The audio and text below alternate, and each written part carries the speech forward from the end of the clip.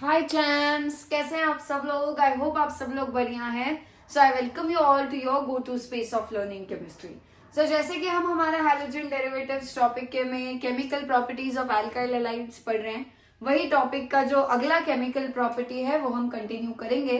इससे पहले एक chemical property that is nucleophilic substitution reactions और उनके दोनों मैकेनिज्म्स SN1 और SN2 वो हमने प्रीवियस पार्ट्स में ऑलरेडी कवर किए हैं। आप वो वीडियोस देख सकते हो, उसमें आपको न्यूक्लियोफिलिक सब्स्टिट्यूशन से रिलेटेड सब कुछ जो है वो मिल जाएगा।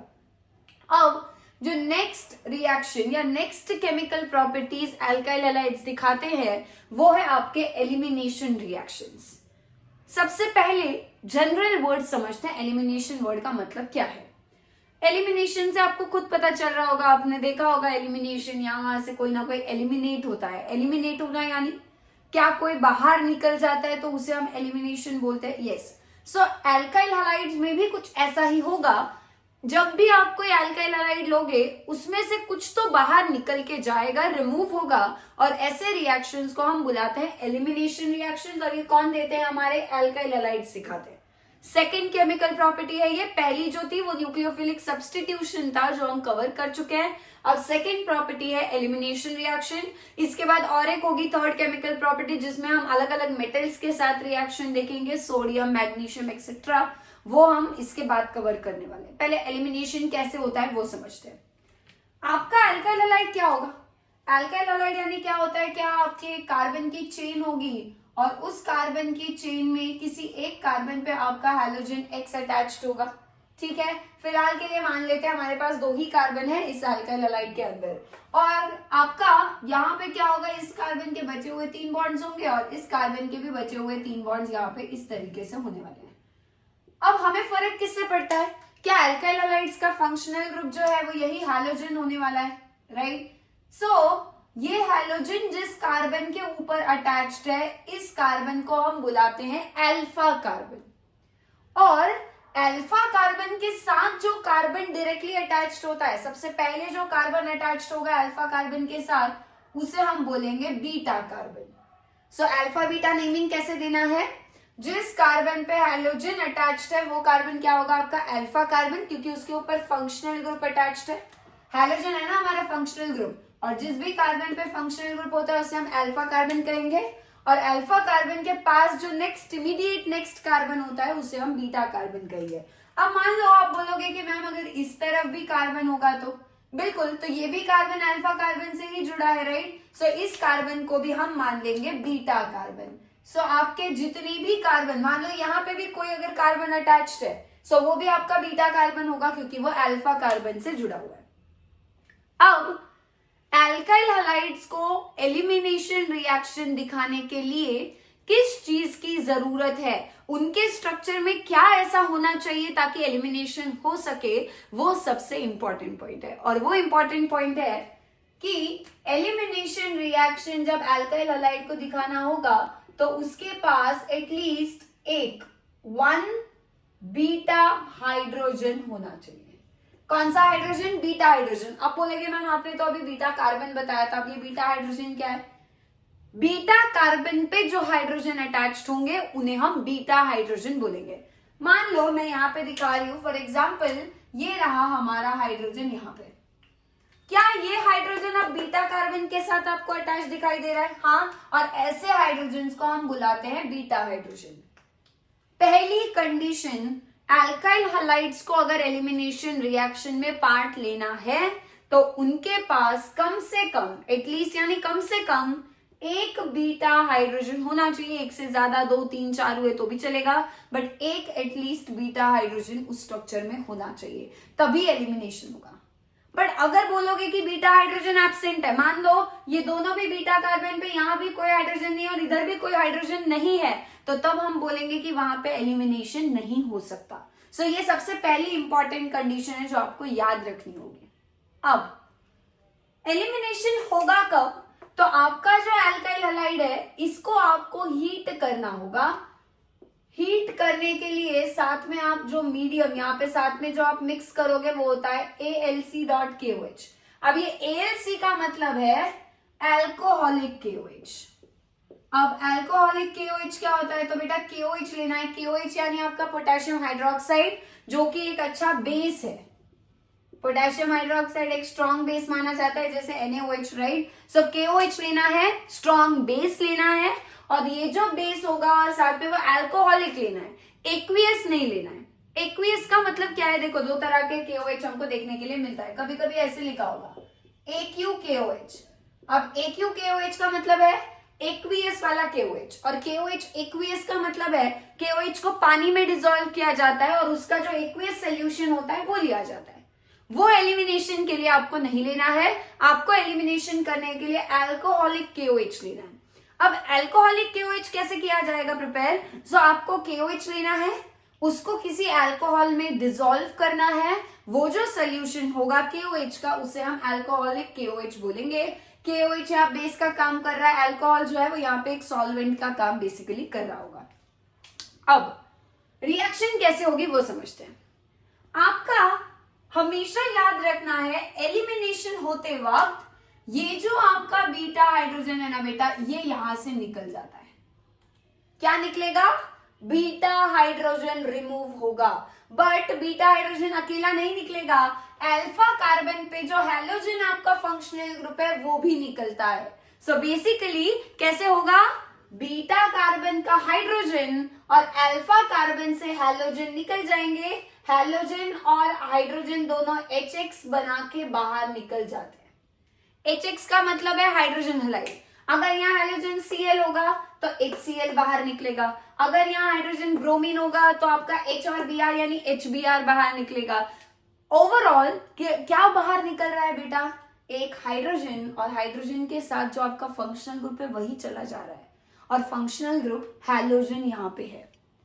अब बताओ क्या होगा, सोचो प्रोडक्ट कैसे लिखना है, कैसे बनता है वो समझते हैं।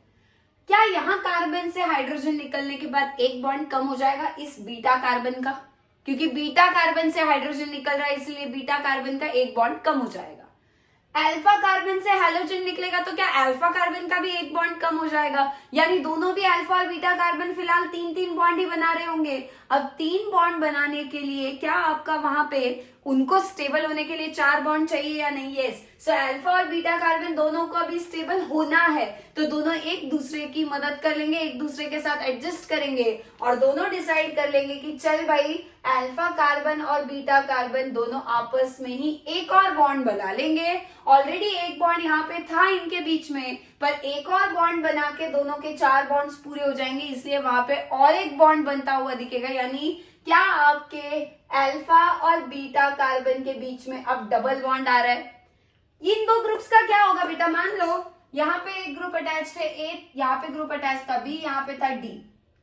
क्या ये A, B और D बाहर जा रहे हैं, नहीं। सो कार्बन नंबर जो ये वाला बीटा कार्बन है इस पे A वही रहेगा, B वही रहेगा, सिर्फ हाइड्रोजन जाएगा। इस अल्फा कार्बन से हाइड्रोजन निकला है पर D अभी भी वही रहेगा, और इसके ऊपर जो दूसरा कार्बन है, मान लो मैं यहाँ पे ये कार्बन नहीं, हम एक काम कर लेते हैं, इमेजिन कर लेते हैं यहाँ पे जो कुछ भी है ना वो एज इट इज रहेगा, ठीक है। अब ये कार्बन होगा तो कार्बन आ जाएगा, यहाँ पे कुछ और होगा अगर मान लो कोई भी ग्रुप, तो वो यहाँ पे अटैच्ड होगा। बट क्या बना है, क्या आपका एल्कीन बन रहा है, यस एल्कीन बन रहा है। कार्बन कार्बन के बीच में डबल बॉन्ड आ रहा है, और कौन से दो कार्बन के बीच में डबल बॉन्ड बनाओगे, अल्फा और बीटा के बीच में। क्यों, क्योंकि अल्फा कार्बन से एक ग्रुप निकल रहा है, बीटा से एक ग्रुप निकल रहा है, दोनों आपस में ही मिलके एडजस्टमेंट कर लेते हैं और दोनों आपस में एक और नया बॉन्ड बना के डबल बॉन्ड आ जाता है, एल्कीन बनता है। सो एल्काइल हैलाइड्स जब भी किसी एलिमिनेशन रिएक्शन में पार्ट लेते हैं वहां पे एक एल्कीन फॉर्म होता है, ठीक है, कार्बन कार्बन डबल बॉन्ड आता है।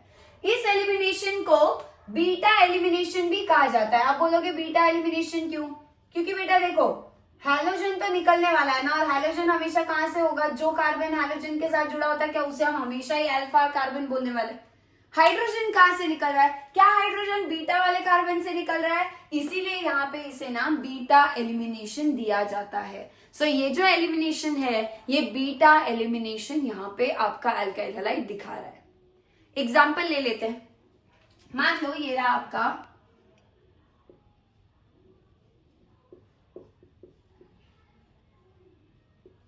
और इसको रिएक्शन करवानी है आपको अल्कोहलिक KOH के साथ और आपको हीटिंग करवानी है। ठीक है, हीटिंग को हम ट्रायंगल से भी दिखा सकते हैं। अब ये एग्जांपल है, ठीक है ना, इस एग्जांपल में देखते हैं प्रोडक्ट क्या बनने वाला है। अब देखो ये कार्बन आपका हैलोजन से अटैच्ड है, तो क्या इसे आप अल्फा बोलोगे, और अल्फा से अगला एक ही कार्बन है जो कि हम बीटा कार्बन बोलेंगे। अगर आपको ऐसे डायरेक्टली स्ट्रक्चर बनाने नहीं आएगा प्रोडक्ट का, तो क्या काम कर सकते हो आप, सारे बॉन्ड्स ओपन करके दिखा दो ताकि आपको पता चल जाएगा, आसानी से स्ट्रक्चर ड्रॉ करना थोड़ा सा आसान हो जाएगा। इस कार्बन को देखो, अल्फा कार्बन को, क्या अल्फा कार्बन पे क्लोरीन है और बाकी दो क्या है बेटा, हाइड्रोजन है ना, CH2Cl है, और बीटा कार्बन पे देखो CH3, यानी क्या तीनों के तीनों हाइड्रोजन ही जुड़े हुए हैं। यस, अब ये बीटा कार्बन है। क्या बीटा कार्बन पे एक अल्फा हाइड्रोजन बीटा हाइड्रोजन है या नहीं है, एटलीस्ट एक होना चाहिए था, यहाँ तो तीन तीन है, चलेगा, एक से ज्यादा कितने भी हो चलेगा। इसको निकाले, इसको निकाले, इसको निकाले, सारे सेम ही है बेटा, सारे बीटा हाइड्रोजन है, कोई भी एक निकालना है। तो मान लो मैंने यहाँ से इस हाइड्रोजन को निकाला और यहाँ से इस Cl को बाहर निकाल दिया, क्या हो जाएगा बेटा, प्रोडक्ट बताओ। क्या ये कार्बन अल्फा और बीटा के बीच में डबल बॉन्ड आ जाएगा, ये दो हाइड्रोजन कहीं नहीं गए, ये दो अभी भी वहीं रहेंगे, ये दो हाइड्रोजन भी कहीं नहीं गए, ये भी अभी वहीं रहेंगे। बताओ प्रोडक्ट का स्ट्रक्चर कैसा होगा, कार्बन कार्बन के ऊपर डबल बॉन्ड, इस कार्बन पे भी दो हाइड्रोजन H2 वैसे ही है और इस पे भी डबल बॉन्ड सॉरी H2 ऐसे ही है।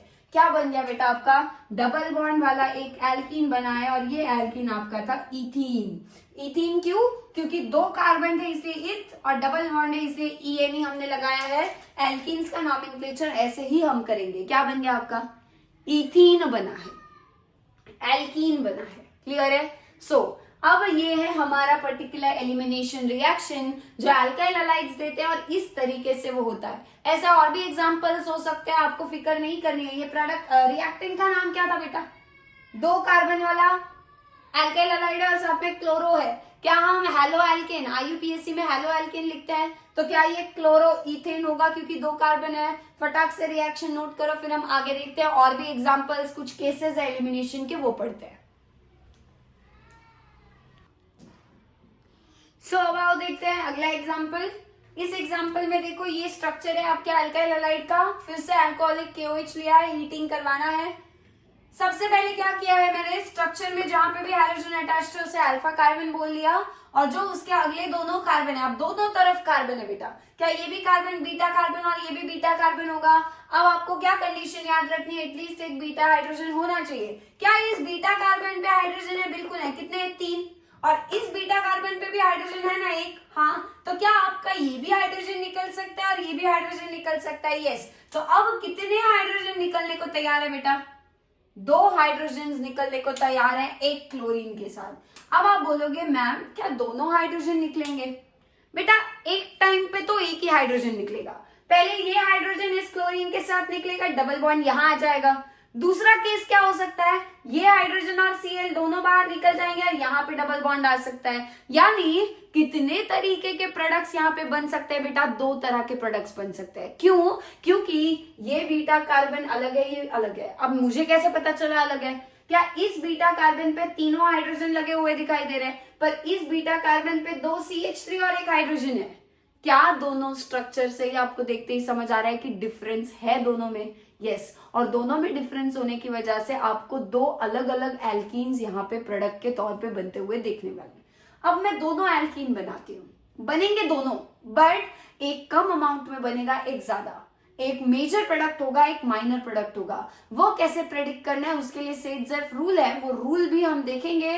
पहले एल्कीन ड्रॉ करते हैं, ठीक है।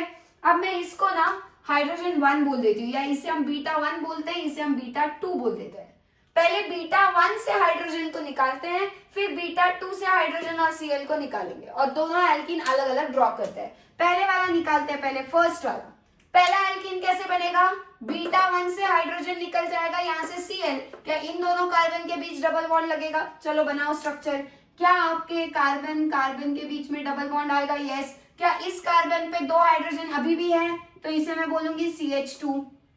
इस कार्बन पे ये H अभी भी होगा, बिल्कुल होगा H, और साथ में क्या है बेटा, क्या यहाँ पे C है और फिर C पे CH, CH3 ये वैसे ही होंगे, यस। सो CH है और CH के ऊपर दो CH3 अभी भी वहीं पे ही लगे हुए हैं, ठीक। ये बन गया आपका पहला एल्कीन, और पहला एल्कीन कैसे बना है बेटा, बीटा 1 से हाइड्रोजन को निकाला है। क्या आपका दूसरा और एक प्रोडक्ट बनेगा बीटा 2 से हाइड्रोजन निकलने के बाद? बिल्कुल बनेगा। वो भी सेकेंड वाला भी ड्रॉ कर लेते हैं यहाँ पे। सेकेंड वाला कैसे बनाओगे? बीटा 2 से H को निकालो, यहाँ से Cl को निकालो। क्या डबल बॉन्ड अब यहाँ आएगा? बिल्कुल आएगा। सो अब बनाते हैं उसका भी स्ट्रक्चर। अब ये जो दूसरा, ये जो था, यहां से H निकलेगा क्या? नहीं। अब हम ये वाला H निकाल रहे हैं तो क्या ये CH3 ऐसा ही रहेगा? बिल्कुल। सो यहाँ आ गया आपका CH3। फिर क्या आपके कार्बन के ऊपर से ये Cl निकल जाएगा पर H अभी भी वही रहेगा? यस। सो CH बच गया। अब यहाँ पे क्या इन दोनों के बीच में डबल बॉन्ड बनेगा क्योंकि ये H और Cl निकलने वाले? बिल्कुल। सो डबल बॉन्ड लगा दिया। फिर कार्बन लिखा। क्या कार्बन का H निकलने के बाद 2 CH3 अभी भी वही होंगे? यस। तो मैंने क्या कर दिया, यहाँ पे लिख दिया CH3 और यहाँ पे लिख दिया CH3। अब आपके दोनों एल्कीन सेम है डिफरेंट है? बताओ। अलग है ना बेटा। देखो इस कार्बन को देखो, जो डबल बॉन्ड बना रहे कार्बन, उन दोनों कार्बन को चेक करो। क्या ये कार्बन पे 2 हाइड्रोजन है? यस। इधर देखो डबल बॉन्ड जो दोनों कार्बन बना रहे हैं, क्या इस पे 1 हाइड्रोजन है? इस पे कोई भी हाइड्रोजन नहीं है। यहीं से ही आपको स्ट्रक्चर जो है उसमें फर्क दिखाई दे रहा है। यानी एल्कीन 1 और 2 अलग अलग हैं, दोनों बनेंगे पर एक माइनर होगा एक मेजर होगा। अब हमें कैसे पता चलेगा कि मेजर कौन सा है? एक चीज याद रखना, जब भी आप एलिमिनेशन करते हो, एलिमिनेशन होने के बाद अगर डबल बॉन्ड प्रोडक्ट में आता है, मतलब अगर एल्कीन कहीं पर भी रिएक्शन में फॉर्म होता है, तो डबल बॉन्ड वाला एल्कीन जो होगा वो मेजर कौन सा होगा और माइनर कौन सा होगा, वो डिसाइड करने के लिए हर वक्त एक ही रूल हम यूज करते हैं, वो है सेडजेफ रूल।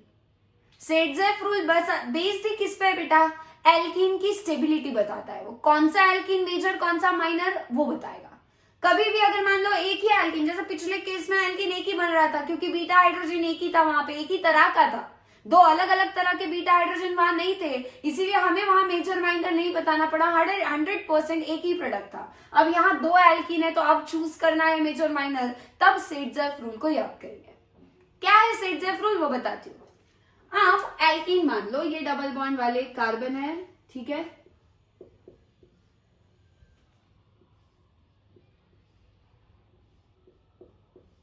अब दोनों कार्बन आपस में कितने बॉन्ड बना रहे? 2।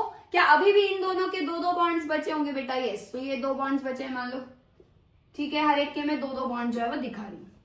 अब इससे आपको सेडजेफ रूल समझ में आ जाएगा, तो इसीलिए यहाँ पे हमें ये पहले करना है, कुछ केसेस कंसीडर कर ले। क्या लगा हो सकता है बेटा इन 4 जगह पे?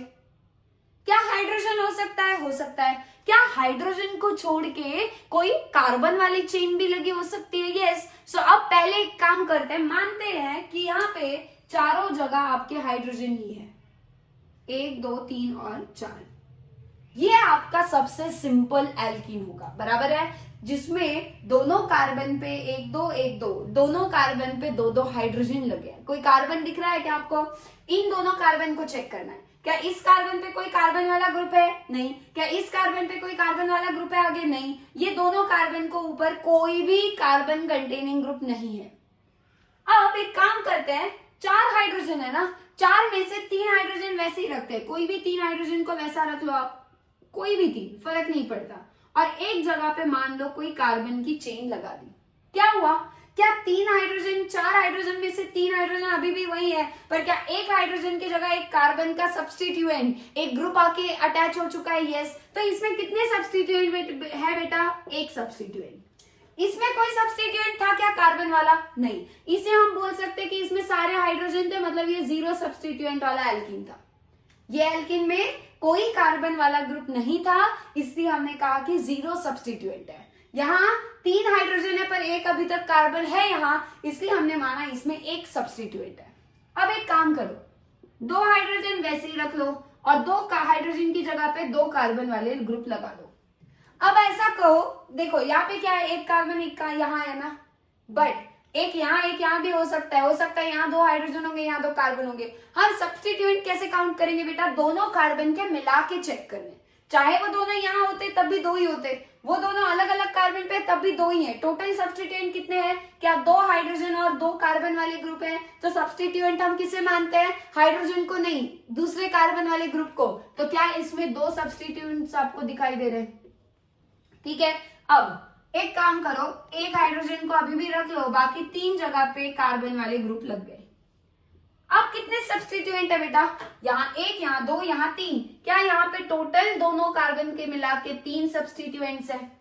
अब क्या 4 सब्स्टिट्यूएंट वाला एल्कीन भी हो सकता है, बिल्कुल हो सकता है, उसको भी मैं यहाँ पे ड्रॉ कर देती हूँ, कार्बन कार्बन डबल बॉन्ड और दोनों कार्बन पे कार्बन कार्बन, कोई हाइड्रोजन बचा ही नहीं है, क्या लग गया यहाँ पे कार्बन के सब्स्टिट्यूएंट सब जगह।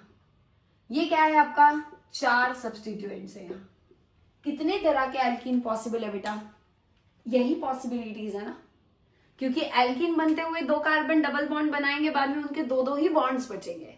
अब वो 2-2 बॉन्ड्स मतलब टोटल 1, 2, 3, 4 बॉन्ड्स है ना दोनों के मिला के। अब वो 4 बॉन्ड्स पे या तो कोई सब्स्टिट्यूएंट नहीं होगा, चारों हाइड्रोजन हो सकते हैं, या चारों जगह पे सब्स्टिट्यूएंट हो सकते हैं। तो क्या 0 सब्स्टिट्यूएंट से लेके 4 सब्स्टिट्यूएंट तक हम पॉसिबल है। 4 से ज्यादा होंगे क्या, नहीं, क्योंकि 4 से ज्यादा बॉन्ड तो ये कार्बन बना ही नहीं सकते, बराबर है। तो आपको सब्स्टिट्यूएंट ज्यादा से ज्यादा 4 देखने मिलेंगे या फिर एक भी नहीं, यानी 0। अब ये एल्कीन कैसा है, 0 सब्स्टिट्यूएंट है, मतलब कोई सब्स्टिट्यूएंट है ही नहीं, इसे हम बोल देंगे आपका अनसब्स्टिट्यूटेड एल्कीन, जिसमें कोई सब्स्टिट्यूशन है ही नहीं। ये एक सब्स्टिट्यूएंट है तो इसे हम बोल सकते हैं mono substituted alkene. Mono substituted alkene मतलब मोनो का मतलब है सिंगल, जिसमें एक कार्बन वाला सब्स्टिट्यूएंट जुड़ा होगा, टोटल दोनों कार्बन में मिला के। वो इस कार्बन पे हो तब भी एक ही होगा, अगर मान लो यहाँ हाइड्रोजन यहाँ कार्बन होगा तब भी टोटल तो एक ही सब्स्टिट्यूएंट आएगा। आपको दोनों कार्बन के मिला के सब्स्टिट्यूएंट गिनने हैं, कौन सा है, ये मोनो सब्स्टिट्यूटेड है। यहाँ 2 है, अगर ये 2 यहाँ होते तब भी टोटल दोनों कार्बन के मिला के हमको कितने सब्स्टिट्यूएंट है, 2। तो ऐसे सब एल्कीन्स को हम बोलेंगे डाई सब्स्टिट्यूटेड एल्कीन। 3 सब्स्टिट्यूएंट वाला क्या होगा बेटा, ट्राई सब्स्टिट्यूटेड एल्कीन। कहीं पर भी हो दोनों कार्बन के मिला के 3 है, इसलिए ट्राई। और ये आपका सबसे मैक्सिमम सब्स्टिट्यूटेड है, कितने, 4 सब्स्टिट्यूएंट्स है, इसे हम बोलेंगे टेट्रा सब्स्टिट्यूटेड एल्कीन। सेडजेफ रूल ये कहता है एल्कीन उतना ज्यादा स्टेबल होगा जितने ज्यादा सब्स्टिट्यूएंट होंगे। फिर से रिपीट करियो, सिंपल लैंग्वेज में आपको सेडजेफ रूल अगर समझना है, so according to Saytzeff rule the alkene which is more substituted is more stable. जितना ज्यादा सब्स्टिट्यूएंट्स अटैच्ड होंगे किसी भी एल्कीन में, कार्बन कार्बन डबल बॉन्ड वाले दोनों कार्बन पे मिलाकर, उतना ज्यादा स्टेबल होगा वो एल्कीन। तो क्या अनसब्स्टिट्यूटेड एल्कीन सबसे कम स्टेबल होने वाला है, यस। और मोनो सब्स्टिट्यूटेड उससे थोड़ा ज्यादा, फिर डाई सब्स्टिट्यूटेड, फिर ट्राई। और क्या सबसे ज्यादा स्टेबल आपका टेट्रा सब्स्टिट्यूटेड एल्कीन होता है, यस। और एक बात बताओ, रिएक्शन में जो जितना ज्यादा स्टेबल होगा क्या वो उतना जल्दी बनेगा और उतना अच्छे से बनेगा, ज्यादा अमाउंट में बनेगा, यस। ज्यादा स्टेबल एल्कीन ही मेजर प्रोडक्ट होगा, जो एल्कीन कम स्टेबल होगा वो कम बनेगा और वो माइनर प्रोडक्ट होगा। तो आपको ये 2 एल्कीन्स आपके सामने हैं, क्या आपको उन एल्कीन के केस में आप स्टेबिलिटी अब बता पाओगे। मैंने आपको सब्स्टिट्यूएंट्स बता दिए ना, जितने ज्यादा सब्स्टिट्यूएंट उतना स्टेबल एल्कीन, उतना मेजर प्रोडक्ट। तो अब हम एक काम करते हैं, इन दोनों में से डिसाइड करते हैं। आप एक काम करो, वीडियो पॉज करके इन दोनों में से आप खुद ढूंढो किस पे कितने सब्स्टिट्यूएंट है। किस पे ध्यान देना है बेटा, दोनों कार्बन पे ध्यान देना है। ये कितने हैं टोटल दोनों कार्बन के मिला के सब्स्टिट्यूएंट, वो यहाँ लिखना, इन दोनों के मिला के ये दोनों को देखना है अब, करेक्ट है, क्योंकि ये दोनों डबल बॉन्ड बना रहे। इन दोनों के मिला के कितने सब्स्टिट्यूएंट्स है वो यहाँ लिखना, फिर देखना किसमें ज्यादा सब्स्टिट्यूएंट आ रहे हैं, वो आपका स्टेबल होगा और मेजर बनेगा। अगर दोनों में सेम आ रहे होंगे तो देखते हैं, आप पहले ये फाइंड करो। चलो पॉज कर लो वीडियो।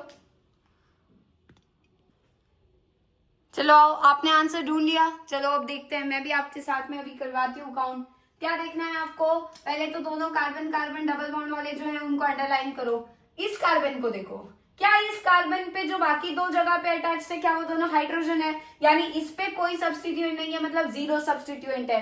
इस कार्बन को देखो, क्या इस कार्बन पे एक ही हाइड्रोजन है, और क्या ये आपका ये कार्बन जो इस कार्बन पे जुड़ा हुआ होगा क्या वो कार्बन वाला एक सब्स्टिट्यूएंट माना जाएगा। यानी दोनों कार्बन अगर आप देखते हो, इस कार्बन पे दोनों हाइड्रोजन लगे हैं, मतलब सब्स्टिट्यूएंट एक भी नहीं है, इसलिए 0। और इस कार्बन पे एक कार्बन है और एक हाइड्रोजन लगा है। इन दोनों को, ये दोनों किस पे लगे बेटा, वो तो इस कार्बन पे लगे।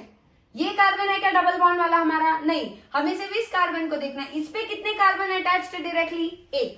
ये दोनों इस पे अटैच्ड है, इसलिए उनको काउंट मत करना, समझ गए? सो आपको किस पे ध्यान देना है? इस कार्बन पे ध्यान दो। एक बॉन्ड हाइड्रोजन के साथ है और एक बॉन्ड इसका इस कार्बन के साथ है, मतलब सब्स्टिट्यूएंट कितना हुआ? एक। दोनों कार्बन का मिला के एक सब्स्टिट्यूएंट है, तो क्या मैं इस एल्कीन को मोनो सब्स्टिट्यूटेड एल्कीन बुला सकती हूँ? बिल्कुल। इस एल्कीन पे ध्यान दो। अब आपको इन कार्बन पे ध्यान देना है ना, क्योंकि ये दोनों अब डबल बॉन्ड आपस में बना रहे हैं, ना कि ये वाला। अब इस कार्बन को देखो, क्या इस कार्बन पे यहाँ एक हाइड्रोजन है? दूसरा क्या है? क्या ये कार्बन जुड़ा हुआ है? मतलब इस पे कितना सब्स्टिट्यूएंट है बेटा? एक सब्स्टिट्यूएंट है। इस कार्बन पे ध्यान दो, इस कार्बन पे कोई भी हाइड्रोजन नहीं है, बल्कि दोनों कार्बन कार्बन वाले दो सब्स्टिट्यूएंट्स अटैच्ड है। तो इस पे दो सब्स्टिट्यूएंट आ गए, टोटल दोनों के मिलाओगे तो तीन सब्स्टिट्यूएंट। तो क्या ये एल्कीन आपका ट्राई सब्स्टिट्यूटेड हो गया? अब मोनो सब्स्टिट्यूटेड और ट्राई सब्स्टिट्यूटेड में से ज्यादा स्टेबल कौन सा होगा? सेडजेफ रूल ये कहता है, सेडजेफ का स्पेलिंग क्या है? SAYTZEFF, सेडजेफ रूल, ठीक है। सेडजेफ रूल के अकॉर्डिंग क्या है, ये लिख लेना, more substituted alkene is major product. जहां पे आपको मैंने कुछ चीजें बोला है ना कि लर्न करने वाली, मैं रिपीटेडली आपको बताती रहूंगी, वो लिस्ट में ऐड करते जाना। उस लिस्ट में ये रूल भी आ जाना चाहिए, more substituted alkene is major product, क्योंकि वो मोर स्टेबल भी होता है, ठीक है। सो आप बताओ ये मेजर होगा या ये? ऑब्वियसली एल्कीन नंबर 2 मेजर हो जाएगा, क्योंकि ज्यादा सब्स्टिट्यूटेड है, और आपका एल्कीन नंबर 1 मोनो सब्स्टिट्यूटेड होने की वजह से माइनर होगा। तो ज्यादा कौन बनेगा बेटा? ये वाला। कम कौन बनेगा? ये वाला। अब आप बोलोगे, मान लो आपको एग्जाम में सिर्फ और सिर्फ मेजर प्रोडक्ट पूछा जाए, तो आप क्या कर सकते हो? बनाओ दोनों बना के देखो। दो बन रहे होंगे तो दोनों बना के देखो, और दोनों अगर बना के देखने के बाद एक मेजर आ रहा होगा, वो आपका आंसर होगा। दूसरे वाले को भूल भी गए तो भी चलेगा, बट डायरेक्टली जो कर सकते हैं, अगर डायरेक्टली आपको समझ आ रहा होगा तो आप डायरेक्टली बना दो, पर अगर नहीं समझ आता है तो बनाने में कितना वक्त लगने वाला है? हाइड्रोजन और हाइड्रोजन तो निकालना है, निकालने के बाद डबल बॉन्ड नीचे लगाना है, डबल बॉन्ड लगने के बाद सब्स्टिट्यूएंट काउंट करने हैं, माइनर मेजर आप डिसाइड कर सकते हो ना, ज्यादा टाइम नहीं लगेगा। सो फटाफट ये नोट करो, फिर हम अगली रिएक्शन पढ़ते हैं।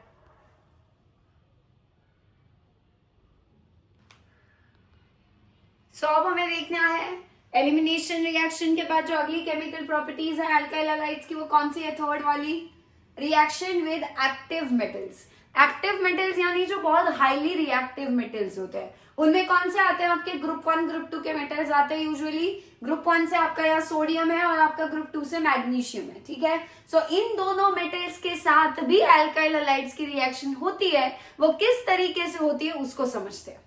सो पहले हम किसके साथ देख रहे हैं? मैग्नीशियम के साथ। तो आपको क्या करना है? आपको लेना है अल्काइल हैलाइड RX, और इसके साथ आप डाल दोगे मैग्नीशियम मेटल।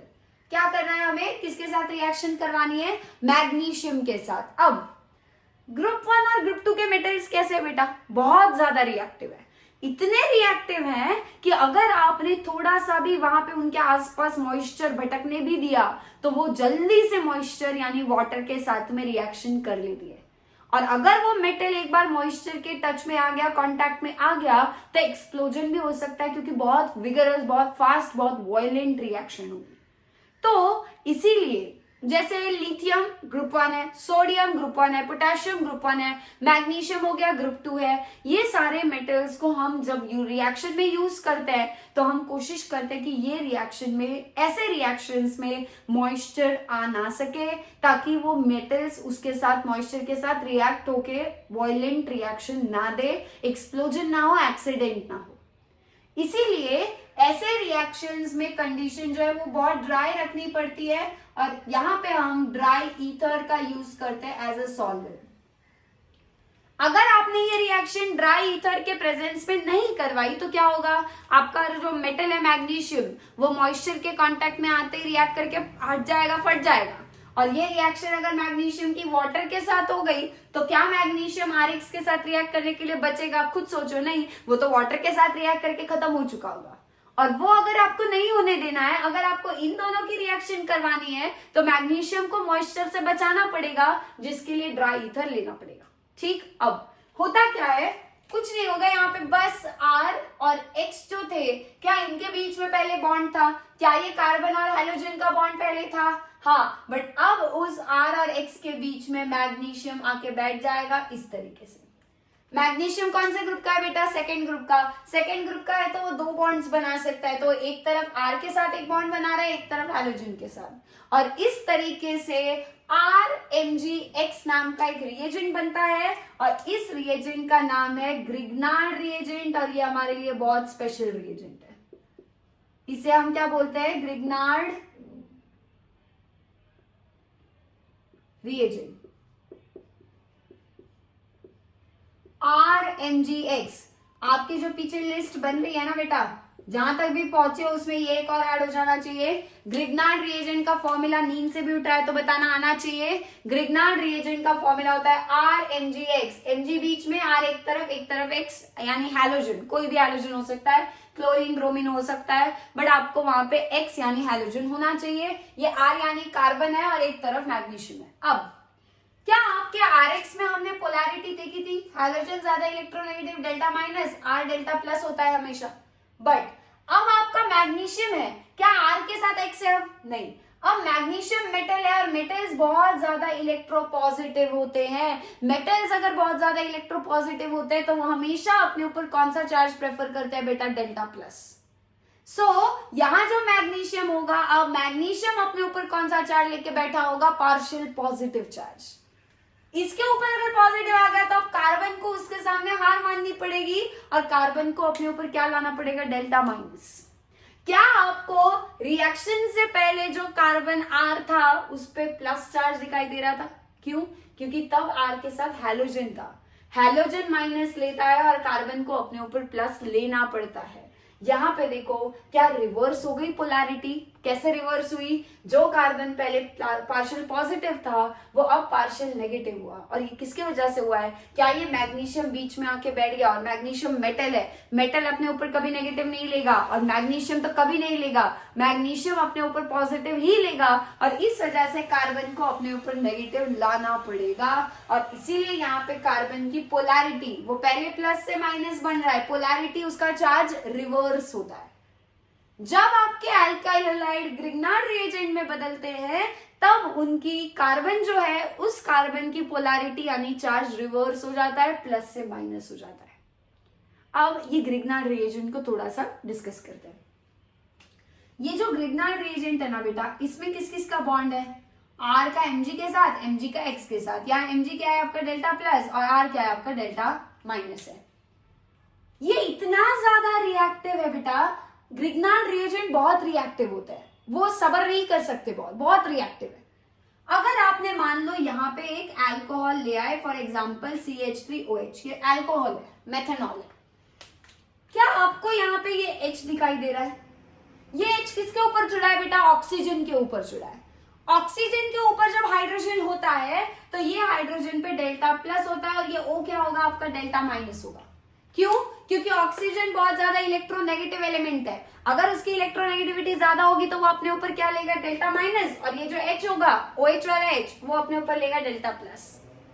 जैसे ही आप ग्रिग्नार्ड रिएजेंट के साथ ये अल्कोहल डालोगे, ये ग्रिग्नार्ड रिएजेंट का जो R है जिसके ऊपर डेल्टा माइनस है, ये फटाक से R जाके आपकी इस H को यहां से निकाल लेगा, और R के ऊपर माइनस, H के ऊपर प्लस, ये दोनों आपस में बॉन्ड बना लेंगे, R के ऊपर से MgX निकल जाएगा और RH बन जाएगा। यानी जो आपका R पहले Mg और X के साथ जुड़ा हुआ था वो अब हाइड्रोजन के साथ जुड़ा है, और ये हाइड्रोजन कहां से आया बेटा? अल्कोहल OH के ग्रुप से आया है। क्या आपका ये MgX यहां से निकलेगा? R और Mg का बॉन्ड टूटेगा ऐसे, R पे माइनस, Mg पे क्या आ जाएगा? प्लस। क्या ये Mg पे प्लस है? क्या वो इस ऑक्सीजन और CH3, ये तो पूरा माइनस है, इसको ले सकता है? हाँ, तो क्या होगा देखो, Mg के ऊपर X जो है वो तो अभी भी उसी के ही साथ है, Mg और X को कुछ नहीं हो रहा है, R और Mg वाला बॉन्ड टूट रहा है, और Mg के दूसरी तरफ जहां से R निकलता है वो R के निकलने के बाद ये O जाके आपका CH3 के साथ वहां जाके जुड़ जाता है, और ये आपका बाई प्रोडक्ट बनता है RH। RH का मतलब है कोई ना कोई अल्काइल ग्रुप, और अल्काइल ग्रुप R मतलब क्या होता है? कार्बन और हाइड्रोजन की चेन। कार्बन हाइड्रोजन के साथ और एक हाइड्रोजन आके लग गया,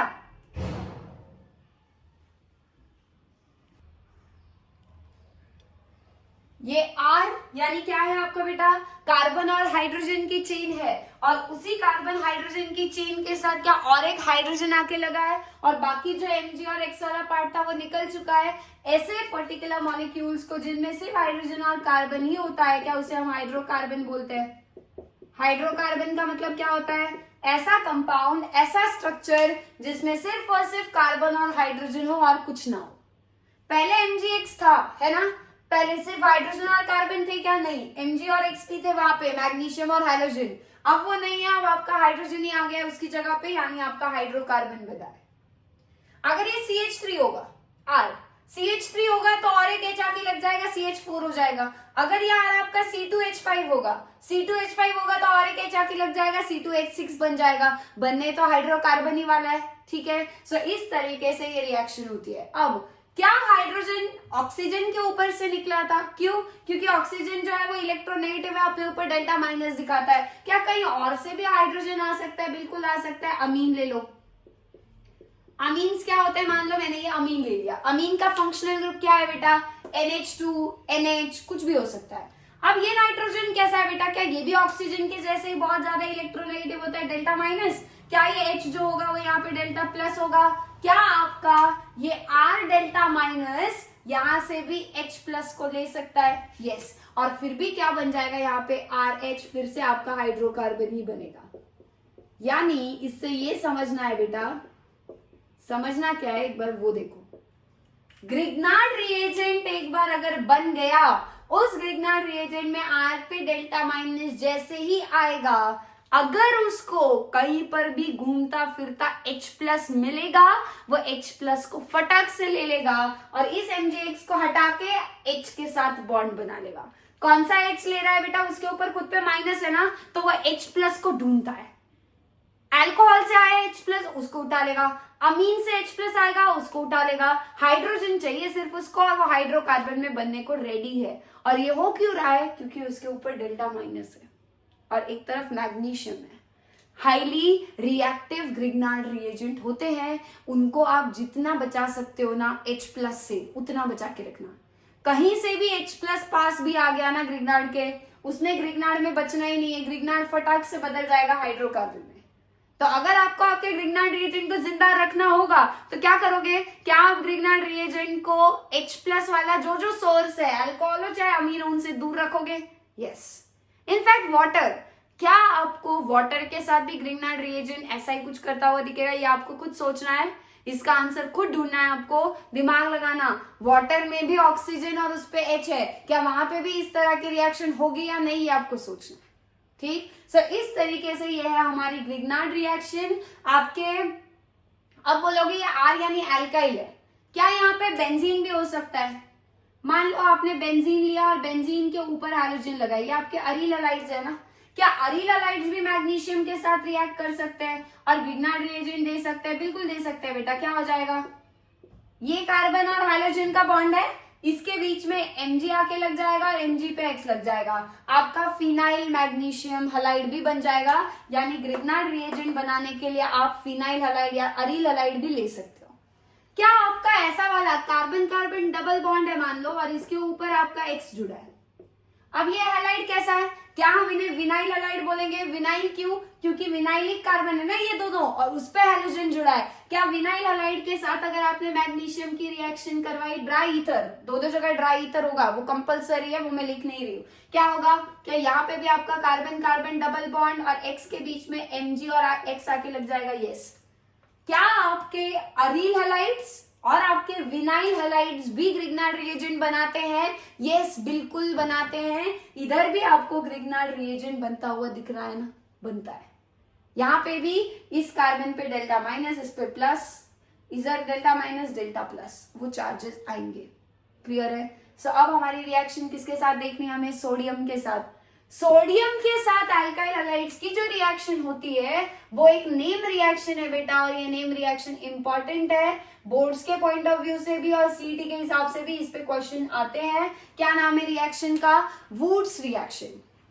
वुड्स रिएक्शन कैसे होती है, तो आपको दो अल्काइल हैलाइड लेने हैं बेटा, RH RX, दो अल्काइल हैलाइड यहाँ पे ले लेने हैं। और दोनों अल्काइल हैलाइड की रिएक्शन आप किसके साथ करवाओगे, 2 सोडियम यहाँ पे आपको साथ में ऐड करना है। ये रहा पहला सोडियम, ये रहा दूसरा सोडियम। अब सोडियम कौन से ग्रुप का है बेटा, सोडियम है आपके ग्रुप 1 का। ग्रुप 1 का है तो वो कितने बॉन्ड बनाएगा आपके, एक ही बॉन्ड बनाएगा, और एक बॉन्ड बनने की वजह से ये सोडियम इस X को लेकर बाहर निकल जाएगा, ये दूसरा सोडियम दूसरे X को लेकर बाहर निकल जाएगा। सोडियम X को निकल के क्या निकलेगा बाहर बेटा, NaX बाहर निकल जाएंगे, सोडियम हैलाइड बाहर निकल जाएगा। कितने सोडियम हैलाइड निकलेंगे, पहला सोडियम पहले X के साथ एक NaX, दूसरा सोडियम दूसरे X के साथ 2 NaX बन जाएंगे, तो 2 NaX यहां से बाहर निकलेंगे। बट मजे की बात ये है, इन RR का क्या होगा, सोडियम को X मिल गया, सोडियम को X मिल गया, X को सोडियम मिल रहा है, बट RR का जो ये बॉन्ड था X के साथ वो टूटेगा तभी X के साथ बाहर निकलेगा। अब RR का बॉन्ड अगर टूटेगा, क्या RR का कोई नया बॉन्ड नहीं बनेगा, बनेगा। एक R ग्रुप दूसरे R ग्रुप के साथ ही बॉन्ड बना के यहाँ पे जुड़ जाएगा। इस तरीके से फिर से हमारा हाइड्रोकार्बन बन जाएगा। अब एग्जाम्पल देखते हैं। मान लो आपने ले लिया CH3Cl, 2 CH3Cl लेने हैं, 2 CH3Cl ले लिए, साथ में 2 सोडियम ले लें, 2 Na भी ले लिए। 2 Na क्या करेंगे बेटा, क्या दोनों Na जो है वो दोनों Cl के साथ निकल जाएंगे बाहर, क्या निकलेगा बाहर, यहां से 2 NaCl बाहर निकल जाएंगे, करेक्ट है। अब बताओ क्या CH3 दोनों पीछे बचे होंगे, ये CH3 दोनों बचे होंगे, दोनों CH3 के जो कार्बन है बेटा, जहां से आपका Cl निकल के इनको छोड़ के गया है, ये Cl सोडियम के साथ बड़े मजे से निकल जाता है, बट दोनों CH3 आपस में बॉन्ड बना लेते हैं। क्या बना है, हाइड्रोकार्बन बना है, यस, इथेन बन रहा है यहाँ पे। क्या बना है यहाँ पर, इथेन बना है, एल्केन बना है। अब आप बोलोगे मैम ये अल्काइल हैलाइड दोनों सेम थे, X और X निकल के सोडियम के साथ NX बना, दोनों अल्काइल ग्रुप्स के आपस में बॉन्ड हमने बना दिए, ये वुड्स रिएक्शन है। क्या ये RH और ये RH हमेशा सेम होंगे, नहीं, अलग अलग भी हो सकते हैं। कैसे, वो समझते हैं। मान लो मैंने एक लिया CH3Cl और दूसरा ले लिया C2H5Cl। C2H5Cl मतलब आपका क्या है, ये इथाइल क्लोराइड है। इसको ओपन करके लिख लेते, कैसे होगा ये रहा CH3, उस पे होगा CH2 और इस पे होगा Cl।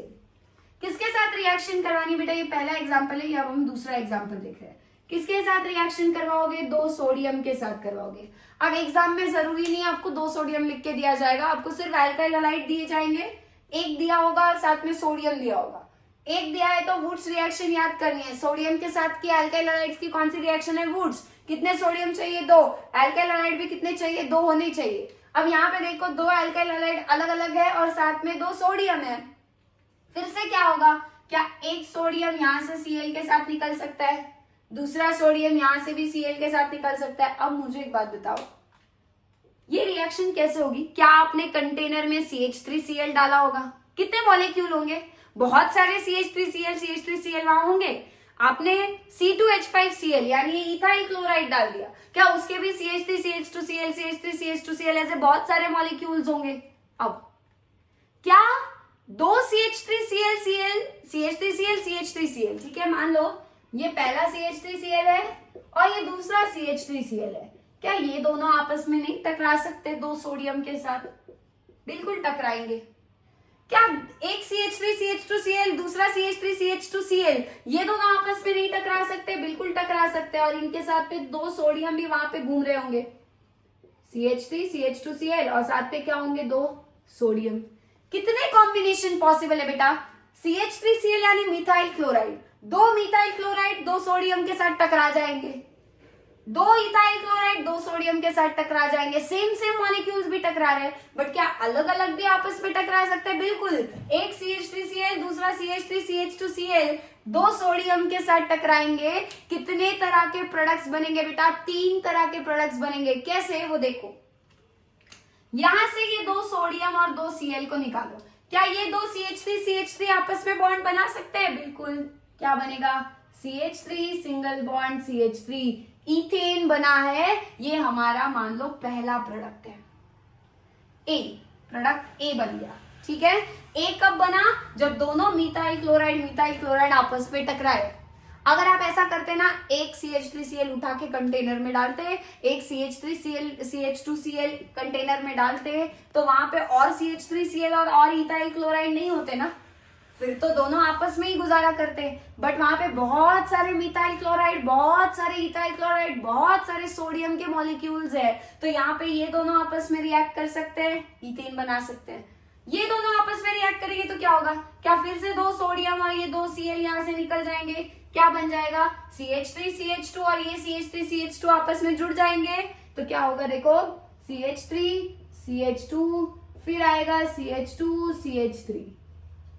एक CH2CH3 ने दूसरे CH2CH3 के साथ सिंगल बॉन्ड बनाया, जब 2 Cl सोडियम के साथ निकल के चले गए, 1 2 3 4 कार्बन वाला एल्केन ब्यूटेन भी बन गया। यानी क्या, ये आपका प्रोडक्ट नंबर बी है, ब्यूटेन, 4 कार्बन वाला एल्केन। अब इन दोनों का हुआ आपस में तो क्या ये 2 सोडियम और 2 Cl निकल जाएंगे, 2 NaCl बाहर निकलेंगे, क्या ये CH3 और ये CH3CH2 अब आपस में बॉन्ड बनाएंगे, बिल्कुल बनाएंगे। तो ये रहा आपका मिथाइल का CH3 और इसके साथ आपका इथाइल वाला CH2CH3 आके जुड़ जाएगा, और ये आपका क्या बना है बेटा, प्रोपेन बना है। ये आपका तीसरा प्रोडक्ट है। कितने प्रोडक्ट्स बन रहे, एक सिंगल बनेगा क्या, सिर्फ ये बनेगा नहीं, सिर्फ ये बनेगा नहीं, सिर्फ ये बनेगा नहीं, तीनों प्रोडक्ट्स बनेंगे। कुछ कुछ अमाउंट्स में हमें एक मिक्सचर मिलने वाला है प्रोडक्ट्स का। यहाँ अलग अलग प्रोडक्ट बनने का चांस था क्या बेटा, नहीं, क्योंकि एक ही अल्काइल हैलाइड लिया था ना। 2 CH3Cl कोई भी साथ आए तो इथेन ही बनेगा, कोई भी CH3Cl, कितने भी CH3Cl, 2 CH3Cl पास आएंगे तो इथेन ही बनाएंगे ना। और कोई अल्काइल हैलाइड है क्या यहाँ पे इसके साथ डाला हुआ, नहीं, बट यहाँ 2 अलग अलग अल्काइल हैलाइड्स से, 2 अलग अलग अल्काइल हैलाइड्स की जब रिएक्शन आप सोडियम के साथ यानी वुड्स रिएक्शन करवाते हो, तो वहां पे अलग अलग प्रोडक्ट्स बनते हैं 3। दोनों CH3Cl आपस में कर जाएंगे रिएक्ट, इथेन बना लेंगे। 2 CH3CH2Cl आपस में रिएक्ट करके ब्यूटेन बना लेंगे। एक CH3Cl एक CH3CH2Cl आपस में रिएक्ट करके प्रोपेन भी बनाएंगे, प्रोडक्ट्स का मिक्सचर बनेगा। सो आपको क्या ध्यान रखना है, हमेशा एक ही अल्काइल क्लोराइड है अगर सोडियम के साथ तो एक ही तरह का प्रोडक्ट बनता है, बट अगर 2 अलग अलग अल्काइल हैलाइड्स होंगे सोडियम के साथ तो 3 अलग अलग प्रोडक्ट्स का मिक्सचर बनेगा, और इस तरीके से हमारी वुड्स रिएक्शन जो है वो होती है। सो इसी नोट पे हम आज यहीं पे ही स्टॉप करते हैं। नेक्स्ट वीडियो में हमारे सिर्फ अरील हैलाइड्स के केमिकल प्रॉपर्टीज पढ़ना बचा है और इसके कुछ क्वेश्चंस प्रैक्टिस करने बचे, जिसके अगले वीडियोस आपको बहुत जल्द मिल जाएंगे। जल्दी से अच्छे से ये पढ़ के आना, रिवाइज करके फिर क्वेश्चंस पढ़ेंगे, मजे से सॉल्व करेंगे। तब तक के लिए सबको हैप्पी लर्निंग।